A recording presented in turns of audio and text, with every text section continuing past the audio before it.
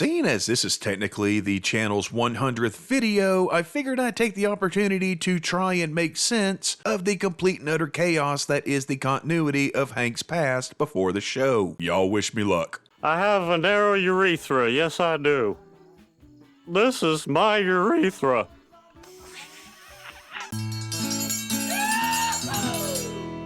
Hey folks, welcome to Squirrel Tactics. Don't forget to hit like and subscribe if you haven't already. Check out our Patreon and merch store, and yeah, let's just do this thing. So, first things first, when was Hank born? Well, that's not as easy to nail down as you would think. You've been here 20 years. I know your birthday. I know it. It's September.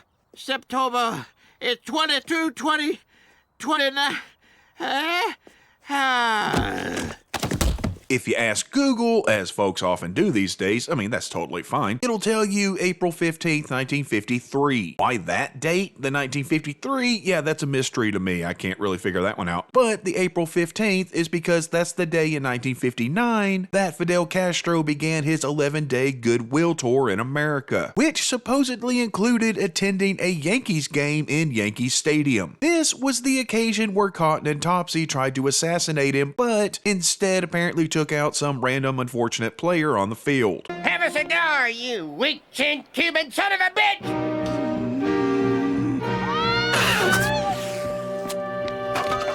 Go!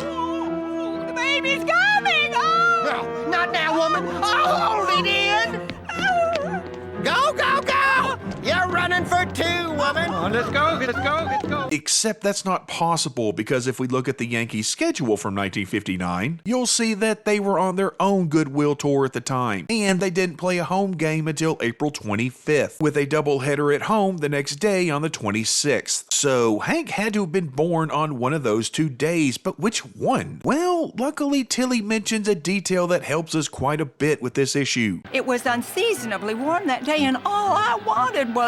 A glass of water. Suck on a pebble and keep looking storked out.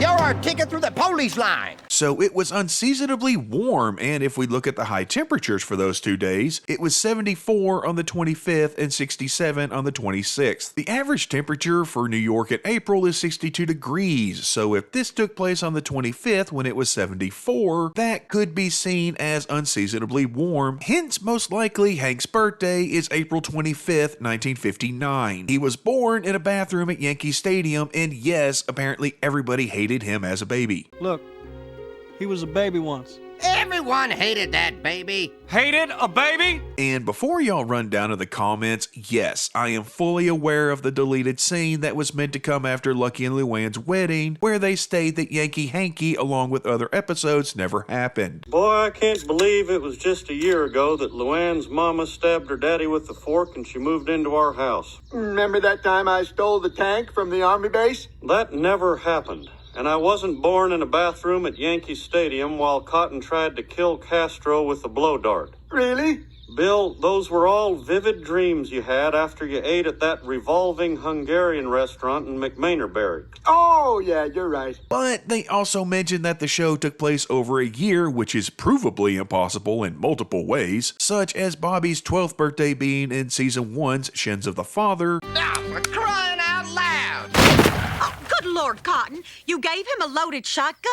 Well, you don't give a toy without batteries. Come and get your Tootsie Rolls. And his 13th being in Season 5's I Don't Want to Wait episode. Ow! Bobby, if my hand didn't hurt so much, I'd do it again. Oh, what the hell? Ugh! Stop it! So right there is a year gone, not to mention all the Thanksgivings, Christmases, and football seasons we've seen go by. So no, that deleted scene is not canon. Also, that restaurant they mentioned was the same one that Hank and Peggy go to for their anniversary. That restaurant was no 7. Look, I didn't know the restaurant only revolves at lunch. Before it ended up becoming a sporting goods store. Now, the problem is Hank being born in 1959 kind of throws a wrench in everything else. He's the same age as Dee Dee, seeing as they started school together. What you think of your mama's new tatas? Oh, she is not my mother. Hell, we went to kindergarten together. Hey, Hank. Do you still like Finger painting? And we know that in the first season, which took place in 1997, Dee Dee was 39. Dee Dee is 39, thank you very much. Although parts of her are much younger. Ooh, Peggy here. Meaning Hank was either 39 or 40, so he had to have been born in 1957 or 1958. We get a handful of flashbacks to Hank's earliest childhood, probably the oldest being him learning to fire a rifle, and how to fire a rifle without really trying. What are you waiting for, boy? Pull the trigger! Make some noise! You're never gonna be a war hero like me if you shoot like that. No wonder that kid from the playground stole your pail. He knows you can't shoot. I want my binky back. You want your binky back? You gotta come in firing. Now, try again. And he looked around the same age, maybe a little older, when Cotton taught him about sex and taxes in Square Peg. Yee-haw! Hey, what you crying for, boy? It's a good show. This is a damn good show. Yeah. That's also how he taught me about paying taxes. We also don't know how old he was at Halloween when we see him and the guys out trick-or-treating, but Dale is dressed as a hippie, so this was probably the mid to late 60s. Trick or treat. Oh my, aren't you boys the scariest? Yeah, man, talk about wah-ha-ha-ha-ha! Dang old boo, man. You got any candy cigarettes? No, but I have chocolate. Happy Halloween. Only one. We don't have to guess when they went on their straight arrow trip. Not gonna sugarcoat it. Some of you ain't coming back. Those who survive will be honored members of the Order of the Straight Arrow. Those who don't will be dead. Yep, 1966, so canonically, Hank would have been 7 here, though appearance-wise, the guys look to be closer to 9 or 10, leaning more into the whole born in 57 thing, but whatever. We're gonna get snackered. I tell you what, boy, man, I want to get all messed up and it just pollute our mind. It's like 3 sheets of dang old wind, man. Yeah, When I grow up, I'm going to drink this stuff every day, just like my dad, and fly jets and maybe even be an astronaut. I'm gonna live in London and be a rich millionaire and have people killed.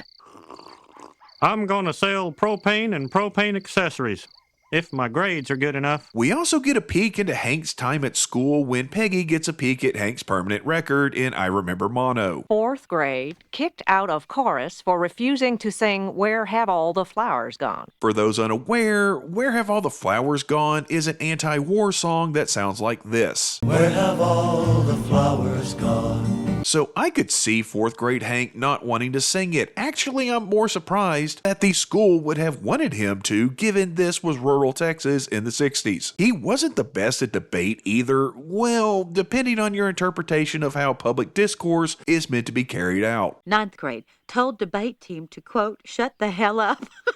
In addition to dealing with Cotton as a kid, let's not forget that his babysitter was Topsy, who couldn't have been much better. Topsy babysat your daddy when he was a boy, and he's gonna babysit your uncle too. I need the money.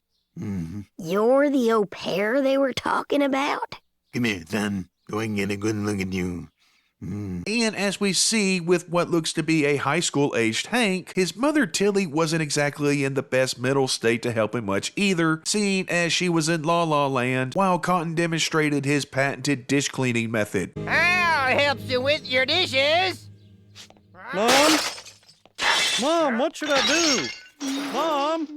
So, I think Hank's childhood could pretty much be summed up with one word. Die! Yeah, I'm pretty sure there's a reason why Bobby couldn't find any pictures of Hank and Cotton where they both look happy. Can't even find one picture where they're both happy.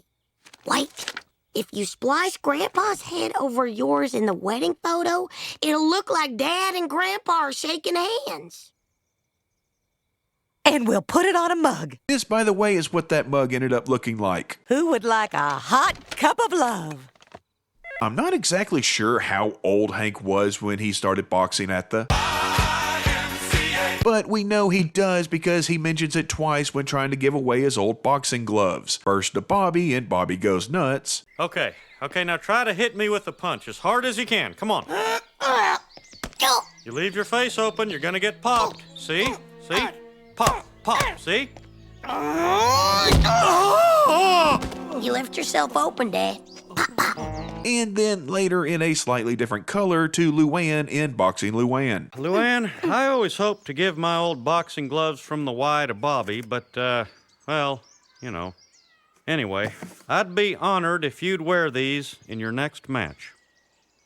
Oh, Uncle Hank, every time I punch someone in the face, I'll think of you. Anywho, we're shown several flashbacks of Hank's time in high school, primarily his senior year, like when he, Bill, and Dale took Sally, Boomhauer's beloved car, out for a joyride that ended with Sally resting at the bottom of a quarry. Wait a second. Kid a Dynamite has got it. Why don't we take Boomhauer's car for a joyride? Joyride? That sounds fun. And you know what would be even more fun? If after we drive it, we fill it with gas, so the next time Boomhauer uses it, he's like, how'd that happen? And it's not easy being green. By the way, fun fact, I can't actually play the audio for this scene, not because Disney claims it for being King of the Hill content, but rather because it plays Live or Let Die by Wings throughout the entire scene, and that gets claimed. So, something I find interesting, and also a way of tying some things together from this time in Hank's life, is the fact that he's number 33 when he's playing, but for some odd reason, we sometimes see him wearing a different Arlen jersey, this one with a blue and gold scheme rather than blue and white, and instead of number 33, he's number 6. We saw this jersey when he met with Peggy to discuss their Valentine's Day plans. Some of the other guys, you know, their girlfriends are making them dinner. Oh. So you... yeah, I was thinking maybe you could be making me dinner. Yeah, I could... That's a great idea. I could make you dinner. All right. Yeah. All right, I'll see you later. He was also wearing it when Cotton took him down to the Hotel Arlen. Hotel Arlen. We're not that kind of hotel anymore. Back when it was, in fact, that kind of hotel. Hank, you won the big game. So, I'm buying you and your friends hookers. Now go on, boy, pick yourself out a live one. Hey there, Mr. Quarterback. And he was wearing it the first time that we know of that Hank was sexually assaulted while he was trying to help a girl who thanked him by giving him mono against his will. Thank you. You've helped me so much. Mwah. What? No, I have a girlfriend. Is she here? I don't see her. Yeah, but no. Come here. Stop. Don't. And since we brought up Peggy... Now, hold on. Sure, a week ago I would have been booing my wife right along with you guys. You were, Hank. Yeah. When did Hank and Peggy meet and or start dating? We don't know when they met, but we do know when they started dating thanks to I Remember Mono. My school, West Arlen, was playing Hank's school, Arlen High. Hank and I had been dating about 6 months, and things were really heating up. So this was Valentine's Day 1975. We know this because there's a calendar behind Hank that says 1975. Though it's weird that he also has a poster for Jaws, which actually didn't come out until June of that year. Plus, we know that this occurred during his senior season. 12th grade, absent for 2 weeks starting on Valentine's Day. Which would have been the same season that Bill set the all-time touchdown record. We know this took place in the fall of 1974 because Bill tells us that, and bills are made to be broken. It was 1974, and we were playing the Wahatchee Cowboys. The ball was on the 3-yard line with 5 seconds left. We needed a touchdown to win, and that's when Coach called for the bulldozer. And I don't need to, but I just want to show this clip because it's awesome, and who doesn't love watching the bulldozer at work? Plus, the whole thing has Iron Man by Black Sabbath playing over the top, and yeah, that's also gonna get copyright claimed. So, Hank and Peggy started dating roughly 6 months before Valentine's Day, sometime in late July or early August. And this helps nail down when Arlen went to state. That mom was there and she saw you make that play. And then, right after the game, she canceled her date with that guy who ended up building all those airports. Just paint the dang bridge. Because it happened during their senior season, which would have been in the autumn of 1974. Oh, there's just one other thing. Damn it. Yeah, let's not forget that Dale did contradict this in Torch Song Hillegy. The year is 1979, and Arlen's leading all-time rusher is Hank Hill. The hopes and dreams of a small Texas town in the state of Texas rest squarely on the broad athletic shoulders of their star running back and his trusted town manager. He claims that it happened in 1979, plus later in Bois My Nose, Peggy claims that the state game was 23 years prior. It has been 23 years, Hank, and I, for one, am sick of it. Which also doesn't make sense, especially considering in Bills Are Made to Be Broken, Hank said that it had been 25 years. What if he's out for a couple seasons? Well, as long as he hadn't graduated, he keeps his eligibility and plays the next season. But what if he's out for 25 seasons? Oh, Hank, find a pickup game. So the same episodes that said it happened in 1974 and that it had been 25 years since, meaning that the episode had to have taken place in 1999, except this was 2 seasons after Halloween, which took place at the end of the year 1999. Hey, hillbillies. Those aren't logs, you know. Yeah, they for wipey. Adding to that, Season 5 had the perils of polling, which took place during the 2000 presidential election, specifically November 7th. We're gonna spend the rest of the day in Mexico, see how the election turns out. If there's any problem, civil unrest, military coup, we will remain in Mexico under assumed identities. You are Fritz Krueger, wealthy Ecuadorian rancher, and I am Central American singing sensation La Motil. I swear, trying to make sense out of all this is like trying to herd cats. Y'all gotta understand. I'm over here trying to Pepe Sylvia this thing together, and it has taken a ridiculous amount of Cabot cheese to keep me sane while doing it. Boy, that cheese. Whatever year it was, Arlen lost in the state title game. My guess is that the score was 12-11 because the other team kicked 4 field goals. I don't know how you can gloat so much. You won with 4 field goals. Your kicker, Sergio, was the only good player on your team. This is the leg that did it to you. The leg that won our state. Smell defeat. And Hank scored a touchdown to get them within 1. Okay, your trousers are filthy, but so are everybody else's. Forget about it. Keep watching. Wow! There's more. That's amazing. I didn't realize people walked like Egyptians back then. That's because they didn't, Bobby. The whole walking like an Egyptian thing didn't actually become a thing until after the release of the Bengals version of Walk Like an Egyptian in 1986. Walk like an Egyptian. Walk like an Egyptian. So whether this was 1974 or 79 is completely irrelevant. Hank wouldn't have had any idea of what walking like an Egyptian was. Hank ended up breaking his ankle on the subsequent 2-point conversion attempt after the touchdown that would have won them the game. Yeah, man, it's like he's going down back there in the pocket and then you don't see an old snap and you don't hear that snap. Oh, man. But don't worry, Cotton was just as supportive of Hank as you would expect him to be. This is your fault. And you got them weak ankles from your mommy. 'Cause I didn't have no ankles when I did it to her. As was Coach Sowers many years later. Damn it, I never did like you, Hill. You were a know-it-all and a do-gooder, and your teeny, tiny, weak little girly ankle bone snapped in the finals, and you lost me state. And let's not forget about the night before Bill shipped out for the Army. It's too bad you had to ship out before the end of our last season. Well, country needed barbers, and I was flunking trigonometry. Where Hank got drunk in a punk bar and he caused a tad bit of a ruckus. Play the gambler. Come on, play the gambler. You got to know when to hold 'em, know when to fold 'em. Bill, Bill, Bill, Bill. Every time I go to the hardware store and the guy says, okay, here's your bill, I'm going to say, no, it's not. This is my bill.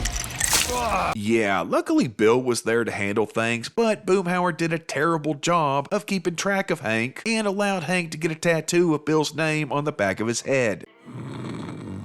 Hey, man, they gonna pass out cold, man. Let's let it go, man. I accepted his money. He's getting his ink. Oh, okay, man, but let's not across the dang old chest, man. Find out some place when the dang old sun don't shine, man.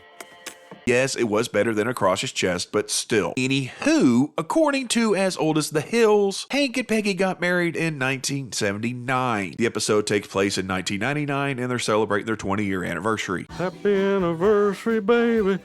Got you on my find. Problem with that is that we see footage of their wedding in Hank's cowboy movie. And that's after having 2 chickens. Boy, was I drunk. And see Bill there? That's already falling apart Bill. We see him again like that after Hank and Peggy have moved into their house on Rainey Street and are trying for a kid in pregnant pause.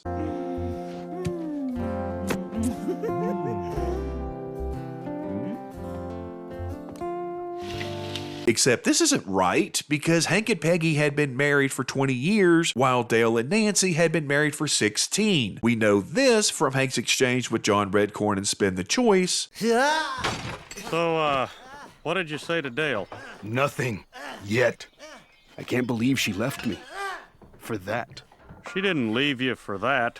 She married that 2 years before she met you. And we know that Nancy and John Redcorn's affair lasted for 14 years. 14 plus 2 equals 16. By the way, that is actually contradicted by Hank's Choice, where we see the Gribbles celebrating their 15th wedding anniversary. That episode takes place later in the same season as Spin the Choice. After dessert, they're going to fire 15 bullets into our hearts. One for every year of conjugal bliss. Aww. Okay, now everyone get into single file for dessert. Single file. And that gets contradicted in the next season's episode, My Own Private Rodeo, where the Gribbles celebrate their 20th wedding anniversary. I just want this renewal of vows to be perfect. 20 years with Dale. And 1 year since you stopped cheating on him with John Redcorn. I can still wear white, can't I? So, who knows? Why is God punishing me? Why, Shug? So that means that this was what Bill looked like at Hank's wedding, but 4 years later, he looked like this. Full of love in my heart and wedding beer in my bladder, I went inside to use the restroom, where I was confronted by a horrible sight. Sorry. Rock and roll, man! Yeah, rock and roll! Yeah, he somehow lost weight and gained hair. And based off the bachelor party order from Patch Boomhauer, it apparently went Bill, Hank, Dale. Then yeah, that kind of makes sense. Ah! What is it, a bomb? Ah! Ah! I can't lose it! It's after me! Help! And I'd like to point out that Bill at Dale's bachelor party looks nothing like Bill from Dale's wedding. Oh, and by the way, all of that gets completely thrown out the damn window due to the fact that we know Bill and Lenore divorced in 1991. I'm Bill Dotrieve. I'm a sergeant barber in the United States Army. I'm 5'8" and 3/4 inches tall. My wife Lenore divorced me in the year of our Lord, 1991. That's about it. Which means they would have gotten married in 1985 because Bill said this. Are you gonna give her China, Hank? 20th anniversary China? My marriage only made it to wood. Would be the traditional gift for 6 years, and you know full well that Bill counted every second of that marriage as legitimate, whether it was before or after she had left him or not. My God, what happened to you? Yeah, I looked pretty good back then, didn't I? Of course, that was before Lenore started cheating on me.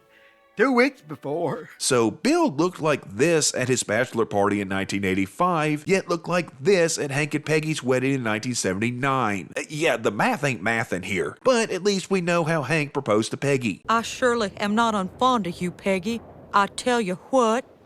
What kind of marriage proposal is that? Anywho, as far as what Hank did for work after high school, but before finding Sweet Lady Propane, he apparently tried to get into the armed services but failed. 4F, got out on account of his narrow urethra. Only uniform he ever wore was the Boy Scouts. I made it to Eagle Scout, and Dad, you know the war was over. Besides, I tried to enlist, but the Army felt I wouldn't be able to relieve myself efficiently under duress, especially in front of others. Yeah, that makes sense. Hank having a shy bladder also comes up in 3 days of the condo. And of course, there is a total lack of toilet paper and privacy. Oh, God, I can't go while people watch. Now, if we include deleted scenes, then we know what Hank's first job was. Son, your first job is a big deal. It can determine what you do with the rest of your life. What was your first job? Well, I was a milk truck driver's helper. It sounds like fun, but it was a lot of hard work. But those don't count. We've already established that. So the first job of his that we know of is selling tractors. No clue who for or for how long. What and what accessories do I sell for a living? Tractors? To be fair, you used to sell tractors. Yeah, but Ted didn't know that. But he eventually found himself at Gene's West. This, by the way, was back when you could make decent money in retail, especially if you were in sales. Remember, kids, retail salesman used to be a career. I made over 40 grand in 2001 selling televisions and stereos. But I digress. It was at Gene's West that Hank met the best and worst thing to ever happen to him, Buck Strickland. There's a money-back guarantee on those. It's not the store's policy, it's just mine. You do a damn fine job of selling dungarees there, Hank. But let me tell you what I'm selling. Propane. Huh. Propane. He was a window into the exciting world of clean-burning heat. Yeah, you keep these tanks shiny and clean, they reflect more sunlight and stay cooler. That means less gas escapes through this here valve, see? I can't turn my back on him. Without Buck, I'd be selling pants. And as far as how long he's been cleaning up Buck's messes also varies. Imagine that, with Season 2's The Company Man claiming it's been 15 years. 15 years, I promoted him 15 times, all the way to assistant manager. You should be proud, son. You're his seed.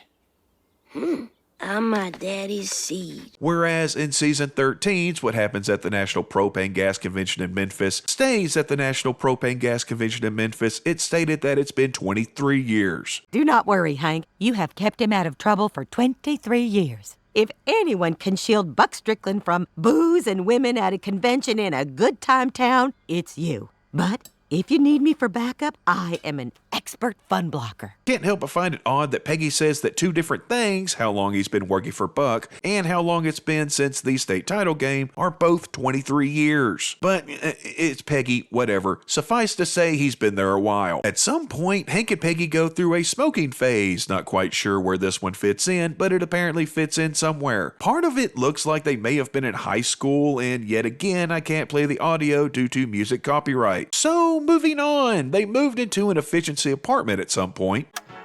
Here we see the early years, when our first home was an efficiency apartment, although it would have been more efficient if it was heated with propane. Our bed was our only piece of furniture, and it was all we needed. Yep, because it converted into a couch. For those unaware, an efficiency apartment is an apartment that consists of one living space and a bathroom. Those have to be walled off. They're also typically pretty small, but they're perfect for a couple starting out like Hank and Peggy. Hank did well enough for himself, and they were able to get into their house on Rainey Street. This was back when that was affordable at some point prior to getting Lady Bird. I always kind of believed that playing with that puppy was the one thing that finally relaxed me and my me enough for us to have a baby. And getting Lady Bird supposedly helped the two of them finally conceive, with Bobby being born around 1986. Bobby's head pretty much regained its shape, and Peggy pretty much regained her shape too. Seriously, that was the day Bobby was born. Look how smooth my bottom was. Bobby! Something I also found odd was that Hank finds out about his narrow urethra after he and Peggy are married and trying to have a kid. Peggy? I knew it. I'll never get pregnant. What is wrong with me? Peggy, no, this is not your fault. He's right, Mrs. Hill. There's no point in blaming yourself. It's Hank's fault. What? You were born with a narrow urethra, and years of chronic tension have only made it worse. I really don't think you'll ever have children. But he should have learned about it when he tried to join the military. That seems like the kind of thing that they would check for. I could be wrong, of course. And after that point, he worked at Strickland and lived in the neighborhood for over a decade before the show started. So, in his life before the show, Hank was an Eagle Scout, a member of the Order of the Straight Arrow. He apparently set both the single season and all-time rushing records for Arlen High. He led them to the state championship his senior year before snapping his ankle settle on a failed 2-point conversion attempt, which then led to him selling blue jeans, then falling in love with propane, marrying Peggy, buying a house, having Bobby, and becoming the Hank that we all know and love. I tried to cover everything, but I may have missed this or that, and if I did, I know somebody will let me know down in the comments. And if nothing else, Hank's drunk driver version of a timeline teaches us that if something's worth doing, it's worth taking time. I suspected as much when it took you 30 minutes to produce a urine sample. Hey, you want it done quick or you want it done right? Thanks for watching, folks. Thanks for getting us through the first 100 videos. We'll see y'all next time. Hill, finally got a haircut. You noticed. Boomhauer, how you folks? Man, they're doing fine, man. I'm down in Florida, man. I'm going to lighter winter, man. No problems, man. Sorry to hear that. Gribble, no one's killed you yet. Don't Treve! My God, man, what happened? It's a long story.